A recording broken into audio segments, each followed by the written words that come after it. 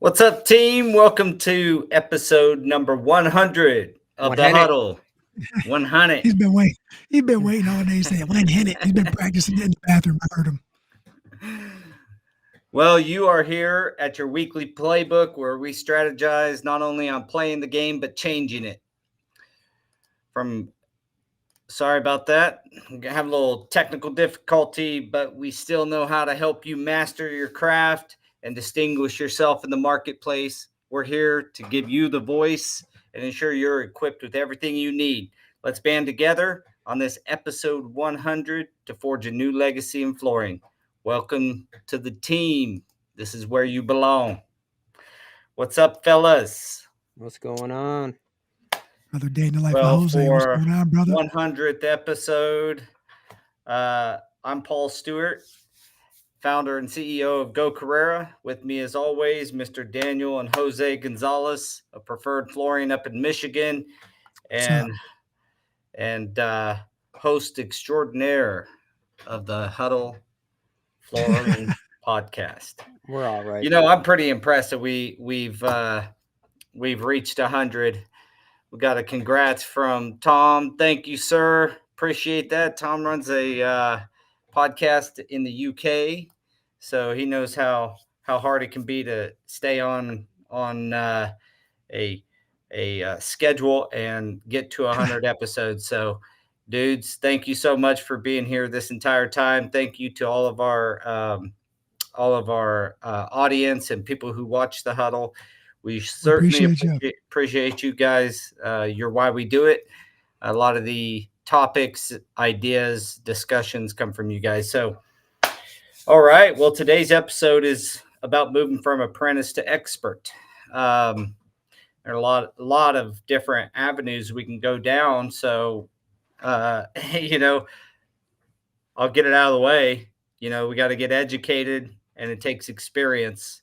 And those are the two things we got to have to move, you know, from any level to the next level. So certainly it requires a lot of training, years of experience. But if you're at that point, there are some key metrics, I think, or key thought processes that you have to think about to go to expert. So let me get Mr. Daniel's take. What's your take on moving from apprentice to expert? Because it's not like one day you go in, you're an apprentice, and the next day you're an expert. So No, absolutely not. It's the biggest thing is to, and I used to say this all the time, and I need to start saying it again. It's never stop learning, right? I think like when I was in school, it was always I always wanted to be done. You just want to put everything down and then just never have to learn again. But in reality, that's not the case. I wish it was, but it's not. Like if you're not learning something new every day, you're falling behind. And I guess it's not even something new. It's like being better than you were the day before, because there's always something that you're lacking, right? So you can become better at what you're doing every single day. And I think that's the ticket. And I think it really, like for me, it actually started when I graduated high school. And it was one of my uncles. He in my graduation card, he wrote in there that he was proud of me and that I'm always the best at everything I do. And I really took that to heart, and then kind of tried to, well, a few years later anyways, thinking about that, and then just trying, you know what? He's right. I am really good at what I do. Let me kind of focus all my energy into what I'm doing so that way I can be the best. And I think that's what really motivated me into, doing the installer of the year. And honestly, I didn't really think I was that good. I thought I was just mediocre at best. But then, you know, people started asking me where I learned the stuff from, and it's like that guy's sitting, in that desk right there, and we taught ourselves, and it's their minds are blown with the amount of information that we know just by teaching yourselves, and that's because of that mindset. You have to want to learn and better yourself.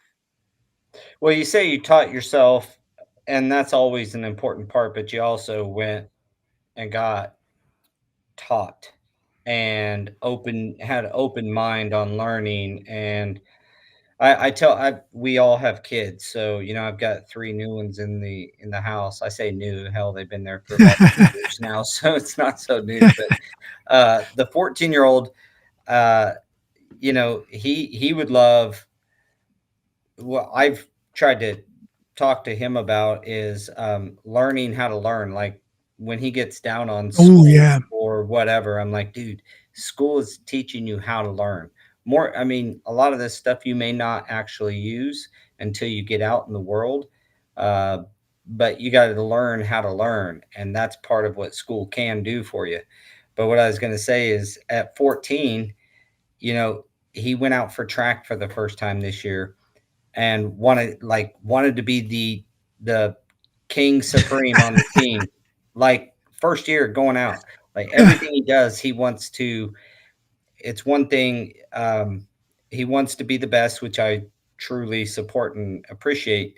But expecting to be the best without putting in the years of work that other kids have put in is a different story. And I see that same kind of thing in flooring in the trades in general. Like you come in and you're here for 6 months and you want to you were with an installer for 6 months and you want to be the looked at as the best. Not that you are striving to be the best, but you want to be considered the best, and you just don't know what you don't know yet. Um, so one of the things that in my opinion that like makes it clear that you're no longer an apprentice is not that you quit learning. You like you said, Dan, you don't ever stop learning, but you are also then prepared to start teaching. And that's kind of where I seen as I got better and better, where I wasn't scared that someone's going to come take my job, or this fear that I'm training my replacement, all this stuff we've heard in the industry. That wasn't there. And that's when I think you become an expert, is when you've become so proficient at your craft. Not only can you teach, but you're willing to teach and you want to teach. Um, that to me is the difference between like an expert and you know we'll call it a journeyman or an apprentice. Yes, How sir. about you, It, Jose? it's just one I of feel those like I'm gonna things, have to man. get up and do some push-ups or something, get the energy up. Let's Ah, go. oh, energy's there. Energy's there, bro. I just like listening to everybody else talk. Nobody wants to hear my dusty voice all the time. Come on now. You Um, sound so you got a voice for radio, bro. Come on. yeah, face for radio. Yes, all right. Mhm. Um,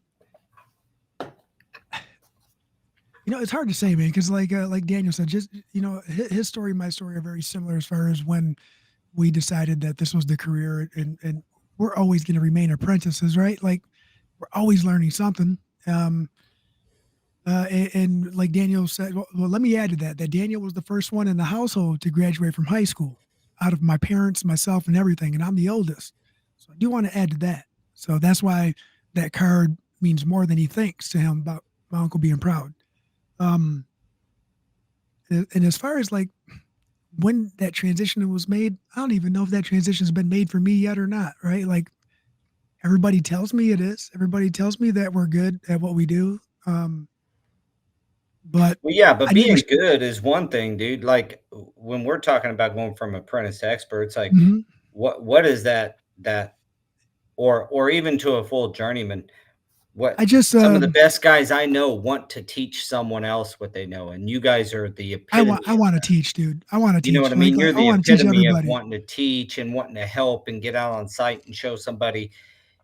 Like I know you guys have went help people finish jobs, but you're also kind of showing them how to finish a job and how to get from where they're Yeah, at to a successfully completed project.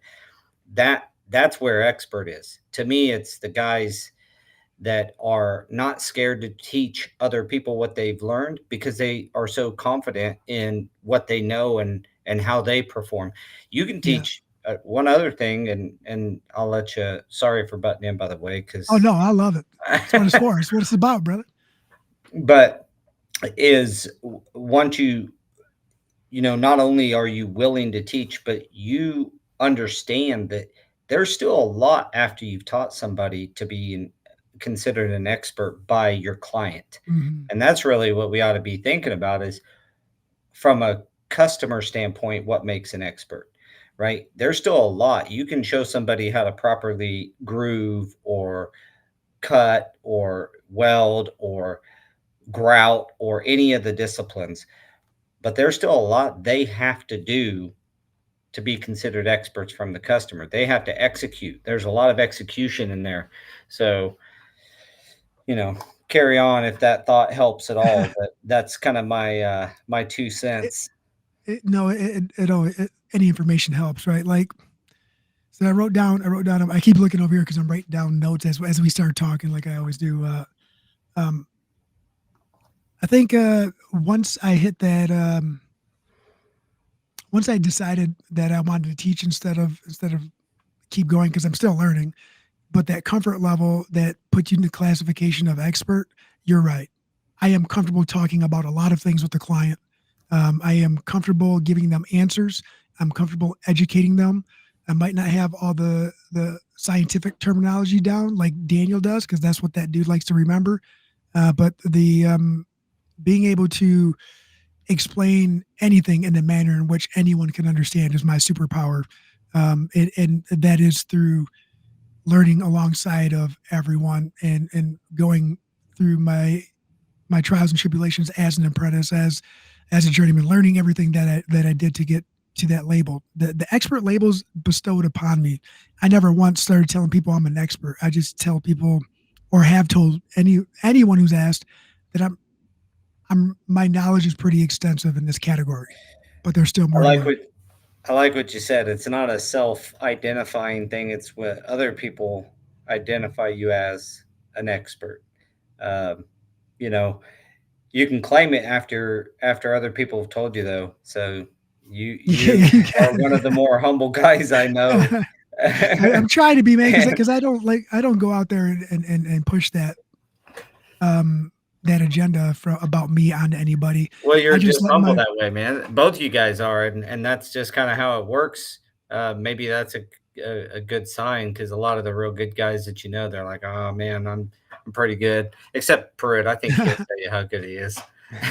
that's like that goes back to that old school Bruce Lee comment when they asked him if he was good. He said, um, "If I told you I was a good, I would be boasting. But if I told you I wasn't, I'd be lying." Yeah, So I Elena like it. says that her dad, set the standard for her at a young age, trained everyone that walked through the door, and never hesitated to show someone another way. And I think, we got another comment coming in right here. Also rewarding them for advancing their skills, even with something as Mm-hmm. simple as not only troweling glue, but now they are trimming a wall or making a seam. And, it's not even just showing them another way. It's being an expert is looking at them and asking them, hey, maybe you know something I don't too, right? Because there's been Yeah. like who's the person that said that it was Steve Jobs or Bill Gates or something said that they like to hire lazy people because they'll find an easy way to do something.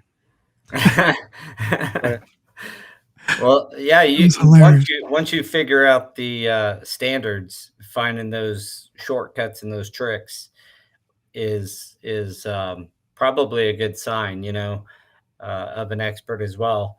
I think what Elena said is proof maybe for her dad being an expert is the fact is he wasn't scared to show any. We've had like plenty of talks on this podcast about how installers get this mindset that like if I start training somebody else, that I'm gonna all of a sudden train my someone to replace me. That like you call it, Daniel, scarcity mindset. Yeah. Really, the experts, they're not scared because they know what they have to offer and they want to teach others. They want that knowledge to get sent on to other people. So for all you experts out there, train your guys, get them a good foundation.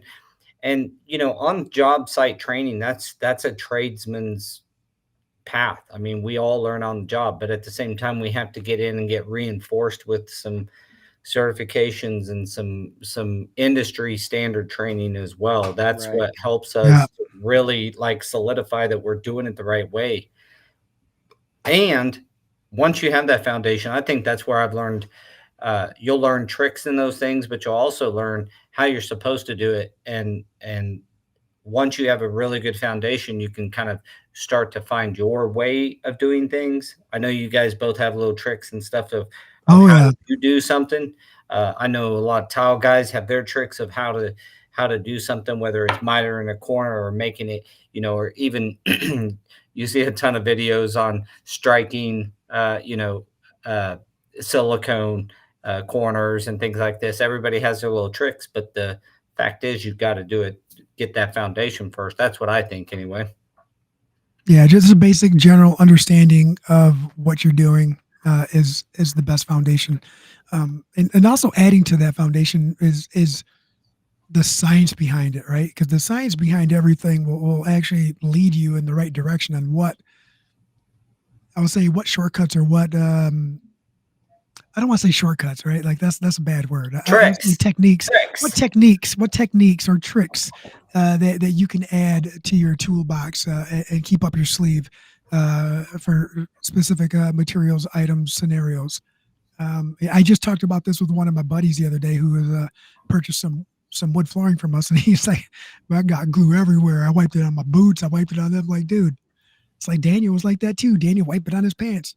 I just started wiping the glue, like when I'm gluing, started wiping it where I know it was going to be covered on the back of another piece, on the wall where the base is going to go. I said, I kept my pants clean. Like I didn't have any glue on my pants after a I while. can't say I can't say I kept mine clean, but I started carrying a wet rag with me. A wet rag. Yeah. Yeah. Yeah. I Unfortunately, just he was wet it working with a down every now and urethane. again. Yeah, I would just keep a wet rag, but to each their own. In the early days, I looked like the fronts of my pants were made of glue. So I mean, They would stand I up. would still look like that today, right now. Yes. Yes. Yes. It becomes habit, right? So we've identified that clean pants are not a sign of an expert. Right. Eh, depends on Daniel, who. come on, man. You're an expert at keeping your pants clean, but that's about it. Mhm.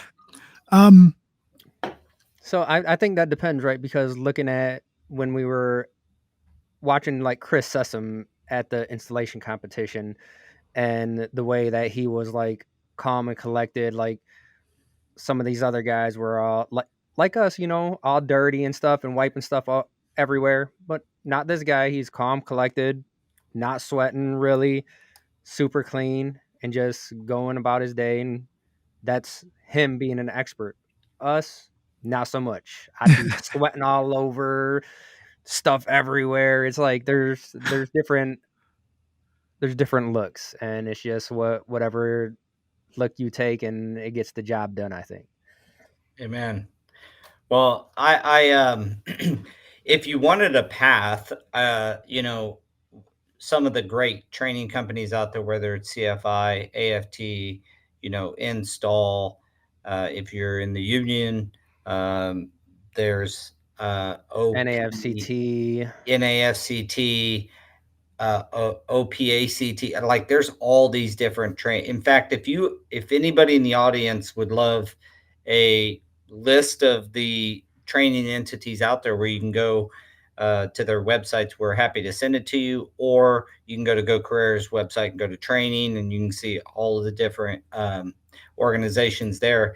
And although not all of them are on our website, we're happy to send you even the unions and the different places where you can get that training. But going through those entities, I tell you what, we've had guys go through.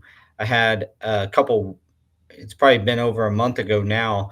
I had one of our guys that's he's been installing floors forever, but he went through a pattern correction course with Robert ooh, Varden, and he came back like in awe, and he's been doing casino work and pattern carpet work for a long time. So getting to the trainings, you'll if you've watched the huddle, I'm always a proponent of that, because those are places where you'll learn little tricks.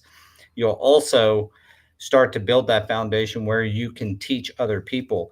That's where I learned how to teach other people, is going through different courses and such. And because you take note of how you were taught, what resonated with you in the course. Not all of us are great teachers by nature, and I wouldn't say that I am. No.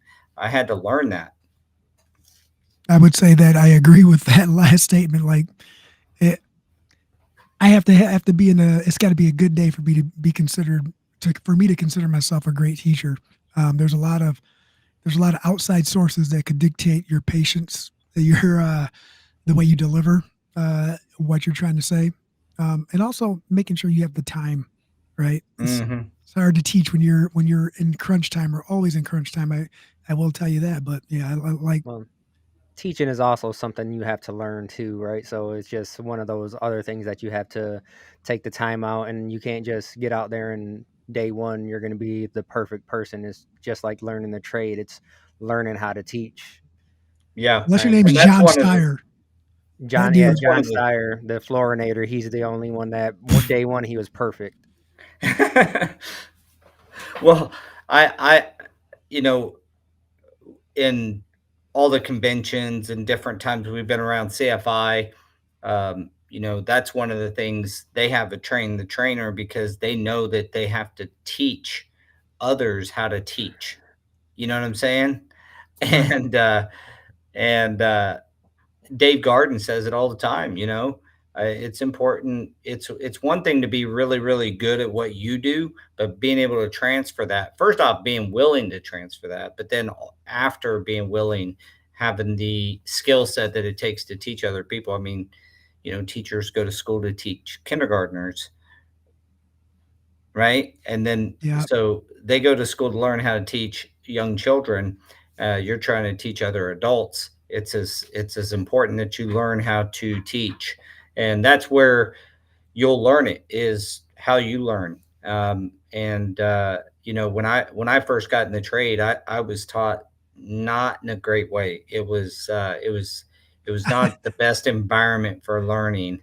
I hope that's changing in the industry, uh, because a lot of mechanics, as we called them, uh, were not the friendliest guys to work with, and hopefully, as real experts will try, they want to pass on their knowledge. That's my view, and I believe that hopefully that's kind of changing. I see a tide going to back to education, back to a mix of education with your experience. And I know a lot of the CFI people get on here and tell you that's the key to success in any trade, is learn it, apply, revise, learn, apply, revise, and continuing that course throughout your whole career. That's why you guys are so good at different aspects of flooring and not just one aspect of flooring. Right. You know what I'm saying? Like, understanding how a spec reads, and you start to understand, like you said, Jose, about the scientific side. Really, we're talking chemistry when you're starting to Yeah. talk about the acrylic adhesives and the latexes and the different types of adhesives on the market and how they apply to the flooring, um, products that you're installing, whether it's an epoxy set, or you know get into tile and your epoxy setting and grouting, or thin setting, thick setting. All this stuff has to do with chemistry, and I think that's an important part too, is learning that stuff. It's hard to teach somebody. You can teach them how to cut something right, but if they don't understand the the chemistry of why they're doing something that they're doing, whether it's in residential or commercial, uh, that's where you can have some issues. Yeah. We talk a lot in flooring about having to be concrete experts, chemists, environmental experts and flooring experts all in the same package. But there's a lot of truth to that, and that's that expert level is when you can know that not only I know how to install this product, but I know the environment it's supposed to be installed. I know the adhesives. I know the surface profile, the concrete that's necessary, all that stuff. Oh yeah. Uh, yeah, Yeah. And you know what? I do want to add to that because what you just made me think of something too. It's not only knowing it, but right, but knowing where to find the information if you don't know it offhand. That can play a very important, very crucial role in that expert level or expert category. Is understanding who, what, when, where, and why. And if you don't know any of that, just this is the direction I need to go. Give me a little bit. yep. Yeah, Elena says that there are just as many professional skills needed as hand skills to be top tier installer, and that's true because you just have to be all encompassing, right? To be considered one of those top, and because Yeah.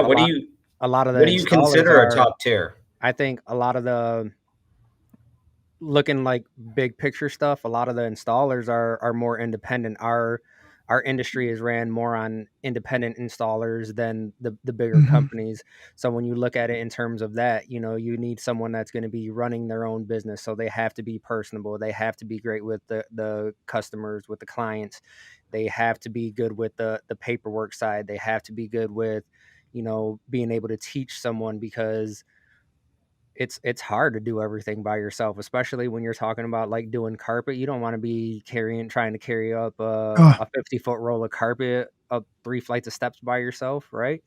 So it's just, little stuff like that. So there's so many important parts to being able to be one of those top guys. And then I think one thing that ends up happening is people start looking at it, and it's like they look at you, and I mean, we've been doing this for 20 some odd years already, and it's like, I want what 98. you have right now, but at the same time, I don't want to do all the work that you put into it. And that's where I think we need to start building something out to where it's like, where do I get from this point where I'm at now to where you're at? And I think that's kind of what this episode kind of entails, right? It's like, how do we all come to an agreement? Because I've had conversations with people and no one seems to agree to where we start, where what the next step is, and then where are we going with it? And then without any agreement, like, what's going to happen? Does someone like us just put something together and then just push it out there?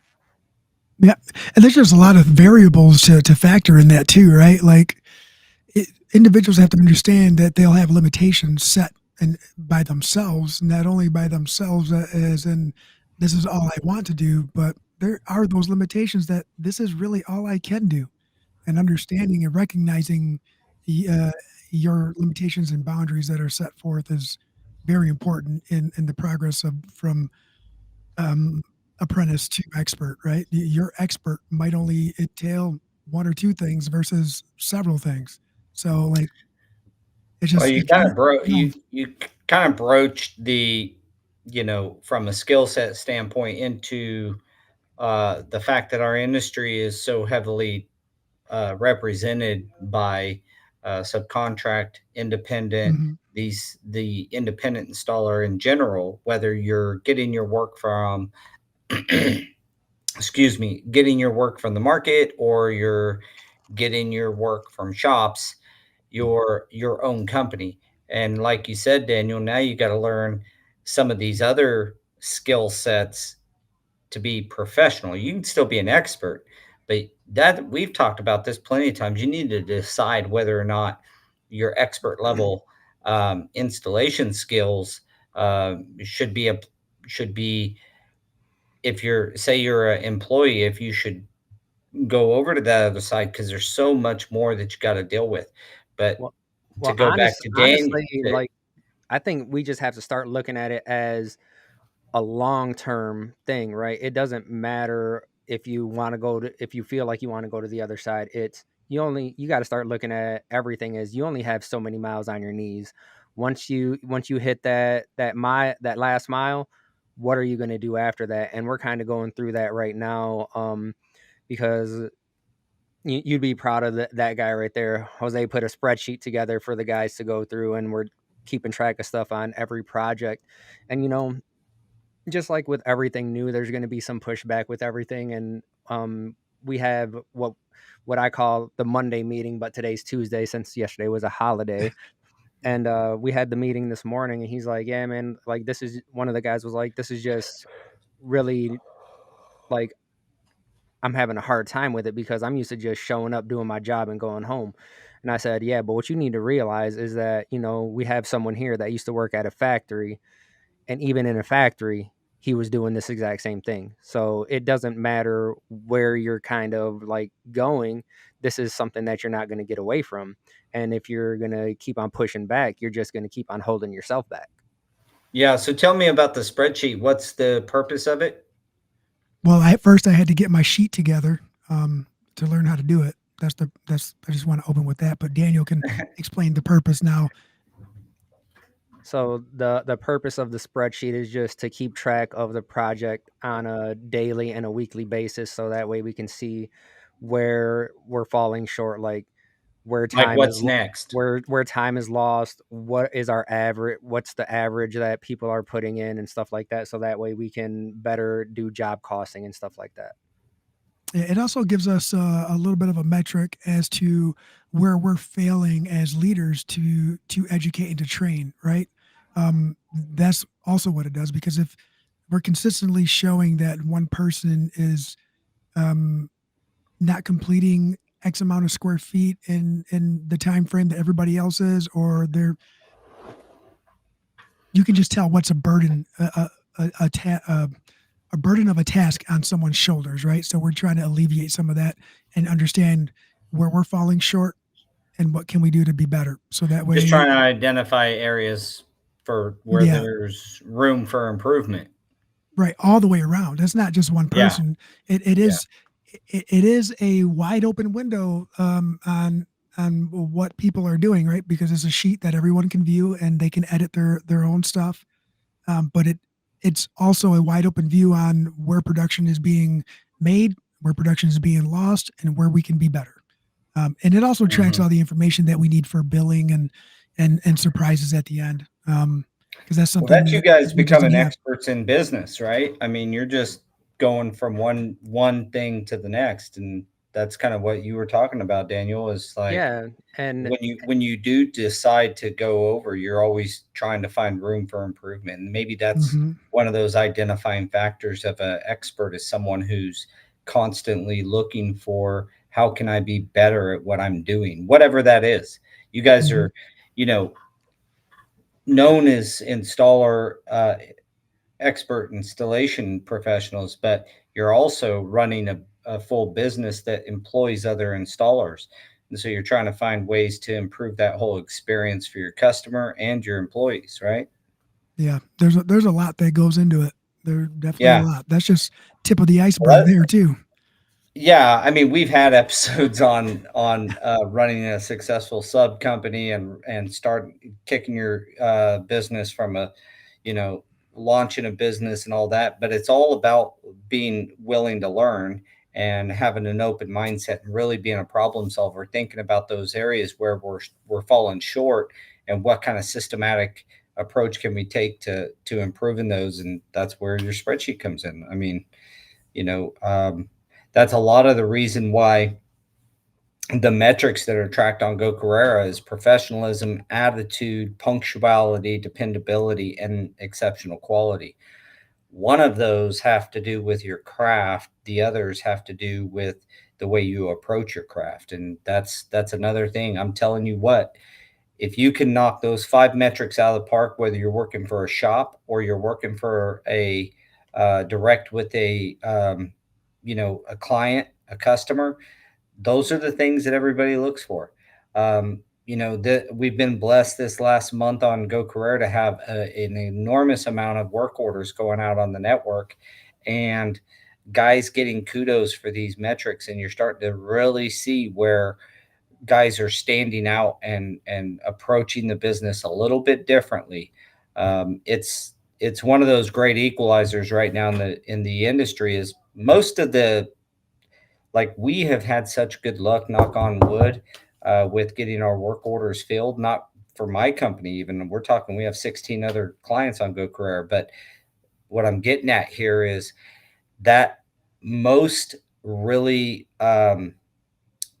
most of your handyman kind of installers that do not necessarily do the best work, they won't even get on that platform.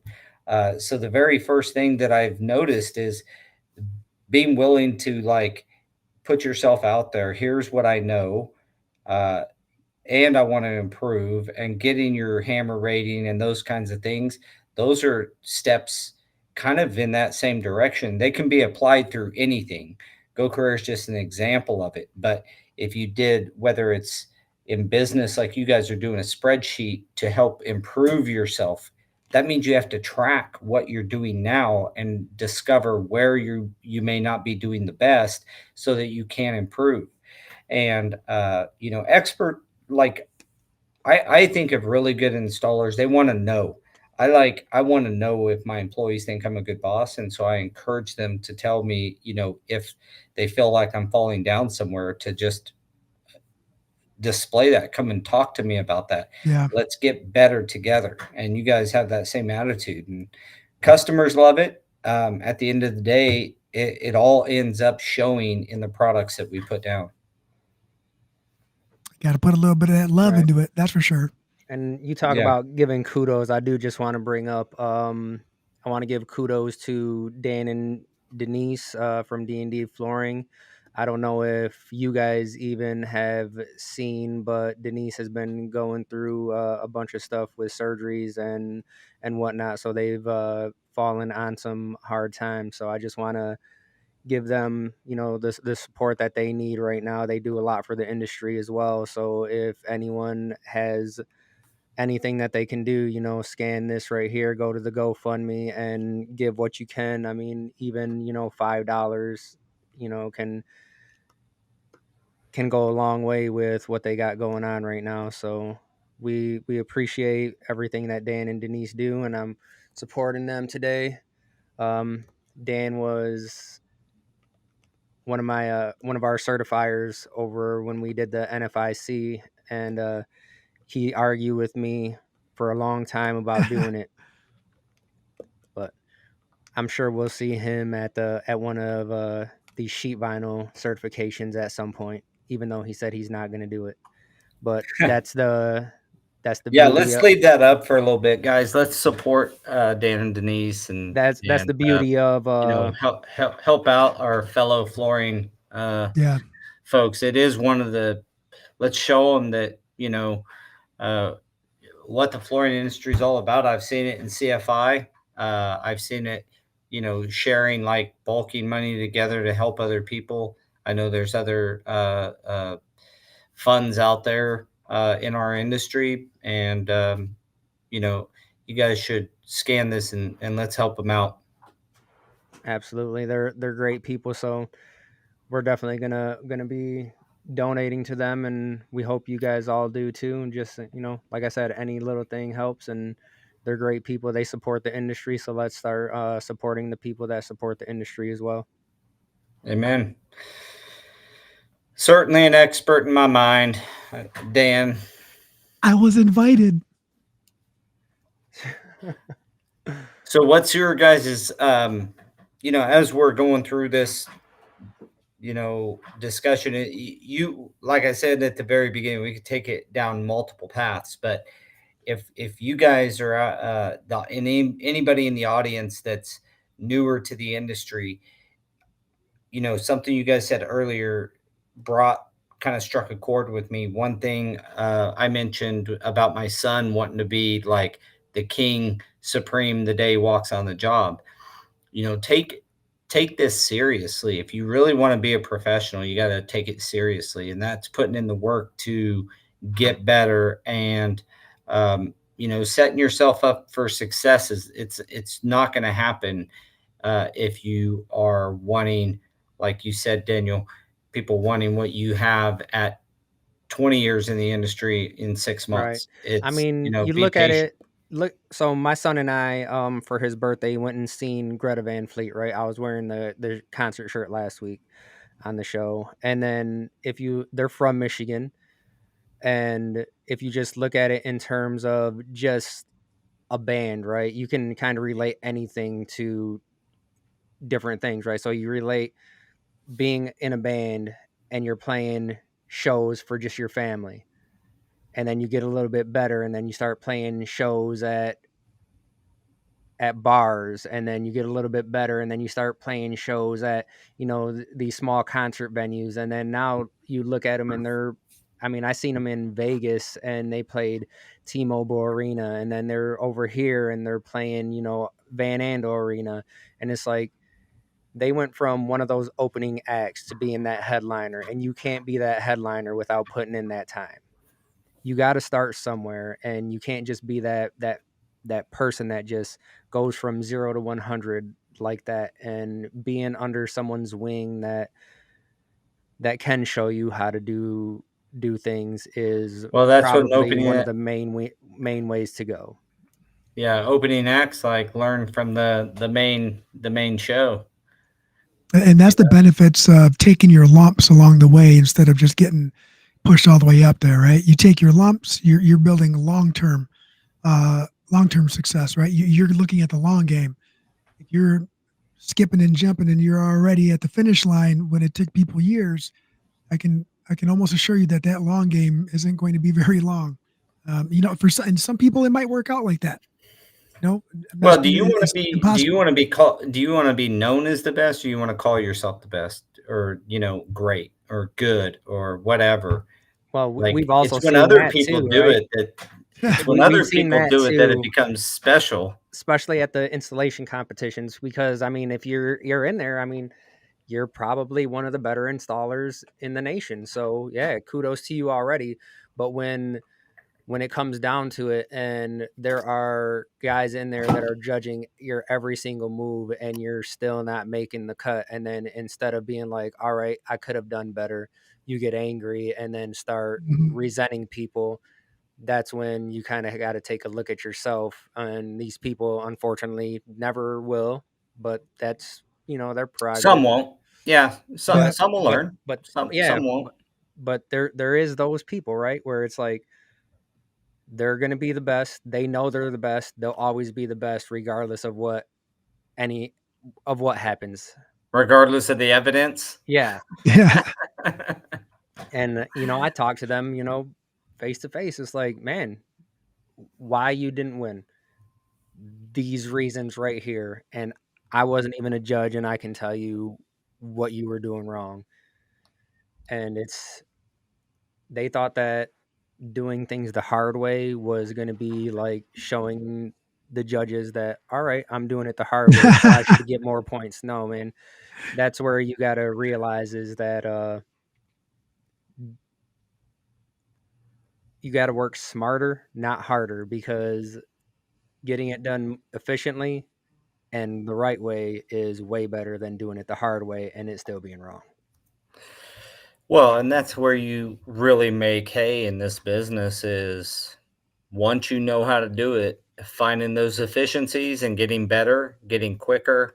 We always said quality before speed, and if you Mhm. can get that quality first and then find the tricks to get faster, that's where you're going to make really good money in the business. And Right. And and that's it, why we're constantly reinvesting, and we have an issue with buying new tools, right? Because you have to buy the new tools. They're always it's like always the next best thing, and it's like, let me see if it really is. Sometimes it is and sometimes it's not. And but right. you know what? When it is, it really is, and it does save you some time. So Yeah, at the end of the day, a hammer is just a hammer to anyone, but there's different reasons and or there's different hammers for different purposes, and knowing and understanding even a tool's limitations, and then what you could benefit from upgrading or buying a different version of the same tool.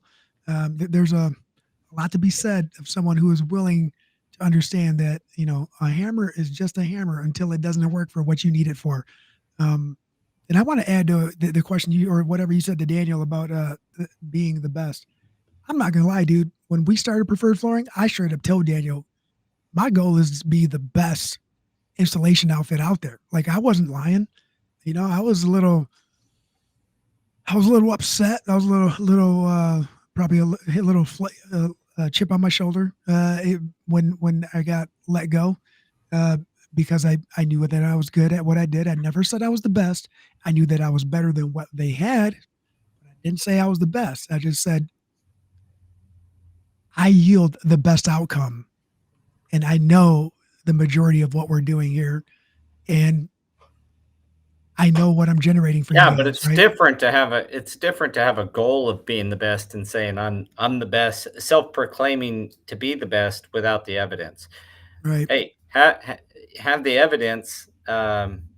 You know, uh, if you feel like you're the best, there's plenty of ways to display that. First off, it's like the success of your installation business. If you're in installation business, if you're the best, and we're talking, once you're this is why these conversations can get hard to even have sometimes because Yeah. are we because right you the best at the individual skill set maybe and that might be able to um, uh,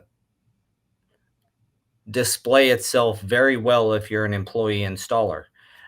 You start going to out into the independent world, well, you got to be the best at other things. To be the best installation outfit, as you said, it takes a dedication to learning new skill sets, the humbleness to say, I'm not doing things as efficiently as possible, Yeah. and the courage to get out there and talk to other people about how to get better.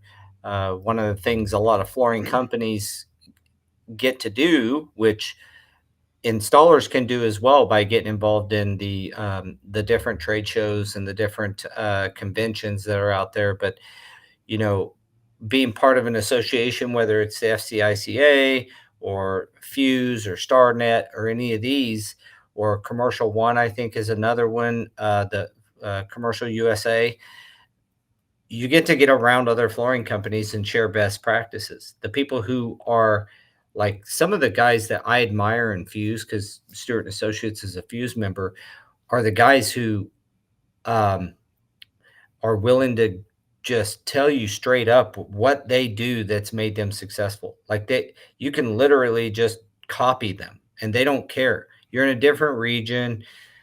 They don't have a lot, the competition is just, there's always a little bit of that. But at the end of the day, the really good ones are like, we know there's a lot to the execution side of this. So we'll share our knowledge, but it's up to you to execute. Right. And that's a lot of whether you're doing the hand skills training or the professional skills training and learning that how to become a professional.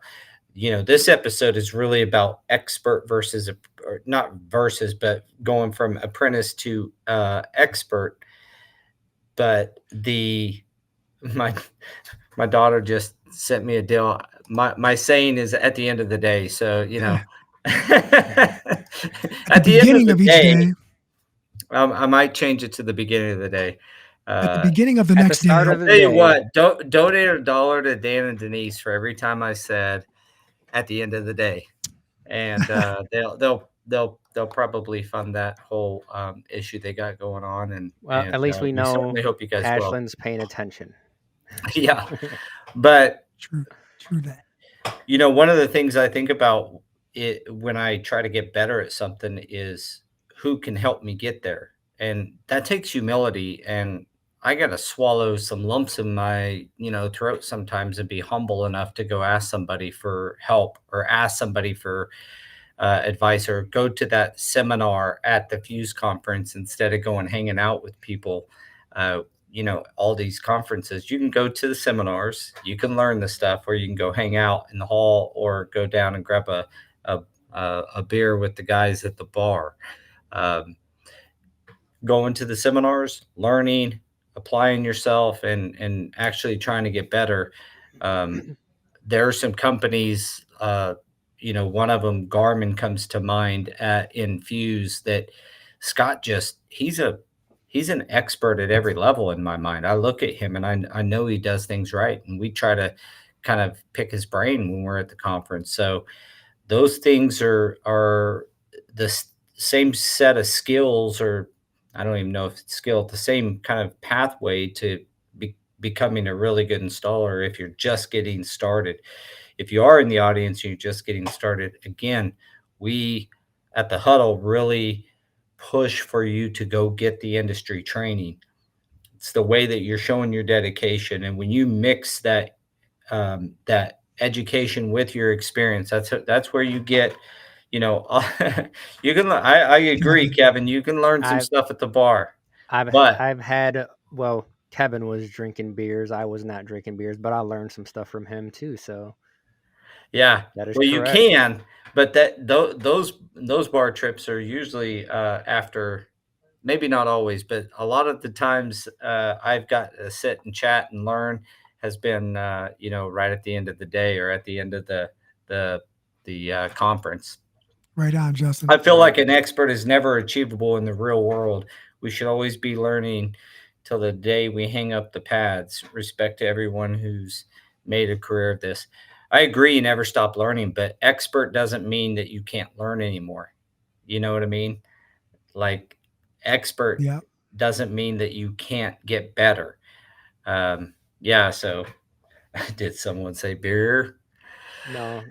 Yeah, I think that like overall, like this is all great conversation, but I still think the fact of the matter is that without anything set in stone and without someone pushing it out there, like looking at what the union is doing and putting it in terms of, all right, you're starting here, you have to do this in order to move here, in order to move to that next level, this is what you have to do, without someone actually putting something out like that. And we've been working on something like that. It's just hard with Well, how we small we've we are, like doing we've used a everything. hammer rating for that. It's just we don't know where to say expert at for Well, the yeah, 0 to 5. and the I mean, we talked to you guys about it too, especially when we first started talking, and that was the thing. And I brought it up to you, like we were working on this. You guys invited us over, and you're like, how many levels are in there? And we start counting, and you're like, how many hammers are in the hammer rating? And Mhm. everything kind of lined up together. So yeah, I mean, it does it. Everything lines up. It's just a matter of someone taking initiative and saying, all right, in order to get from here to here, this is what you need to do. And titles aside, man, it's just you need to be able to see where you need to go in the industry. Like, in order to move here, this is what I have to do. And then um looking at it from a different perspective too, it's like baby sister was in here a couple weeks ago and she was asking questions, and I said, what you need to understand is we're set up, we're one company, but we're kind of set up as two because we're doing the labor and we're doing the sales. So it's like we're two companies in one. And she was like, wow, I never really looked at it that way either. So it's like, Yeah, your sales and service, and that's where you're a full service flooring right. company. Um, if you're selling your labor, awesome. Be an expert at it. We're nearing the end of our podcast. What I want to thank everybody. This is our 100th episode. Uh, I 100. 100. Honey, I want to thank all the audience for coming in live each week. Sometimes we have 4 or 5 people. Sometimes we have 25 people. We get a lot of interaction on our socials and on our YouTube channels and such. So please, if you like it, the Huddle, you want to support us, go give us a like, subscribe. Um, you know, Communicate with us, leave comments, and also every time we put down, we love topics. We love the topics that come from the audience because it really tells us what you guys want to have us dig into. We come up here and we ab lib a lot, but there's research that goes on topics that we don't know about. So if you like us, give us some love.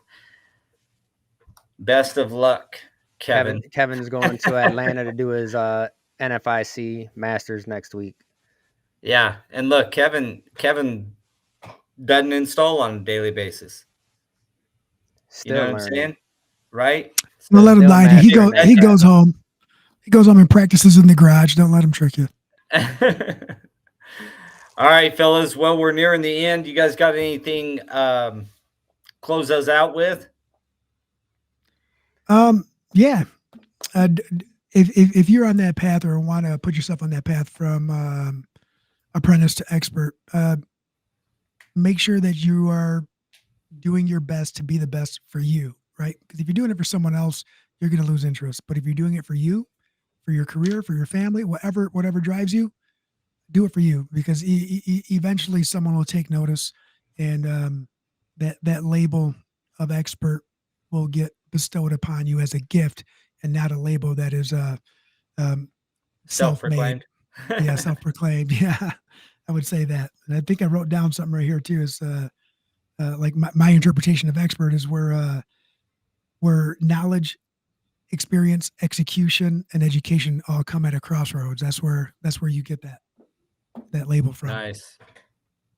Well, like you said, that everyone, like, that label of expert kind of gets bestowed onto you, right? And that's kind of what has happened to us, especially in the resilient world. And we definitely appreciate that, but we're still learning something every day.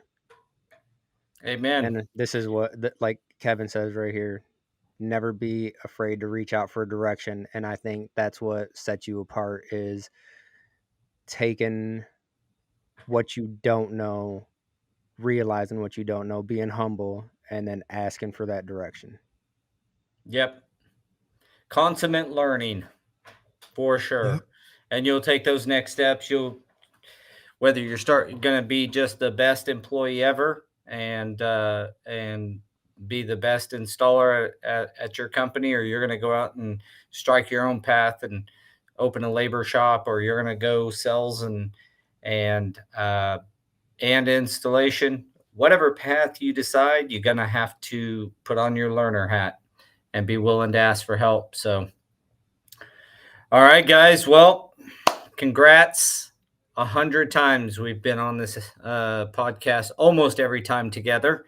And I want to thank you guys for always being here and carrying the torch and always bringing knowledge, always being engaged. It's been awesome. And we're going to continue to do this thing. Again, if you guys, want to support us, hammer that like and subscribe. And comment on our socials. Let us know what you're thinking of, and let us know what to talk about a little bit. We got our can I start over? I just got a well, yeah, you can replay it as soon as you can always watch it. You can always watch it, Roland. So yeah, thanks to everybody. 100 shows is quite the feat, and I appreciate everybody involved, including all the people in the background that make this possible. So thanks to Ashlyn. Yeah. She's our silent assassin in the background. And we certainly appreciate all her efforts and putting this together. If you guys didn't know, Ashlyn basically does everything. We just show up and then start talking. Yeah. All right, guys. Well, thank you so much. We will see you guys next week. And from there, see ya. Thanks, everyone.